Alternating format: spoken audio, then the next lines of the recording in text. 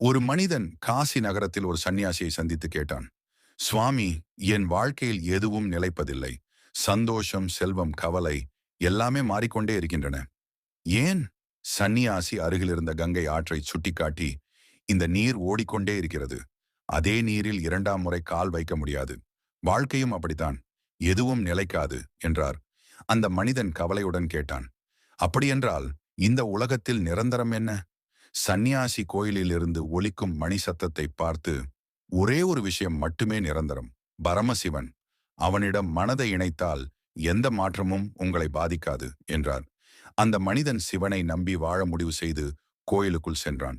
சந்நியாசி மெதுவாக புன்னகைத்தார். இவ்வுலகில் எதுவும் நிரந்தரமில்லை, சிவனையே தவிர. இந்த கதை உங்களுக்கு பிடித்திருக்கும் என்று நம்புகிறோம்.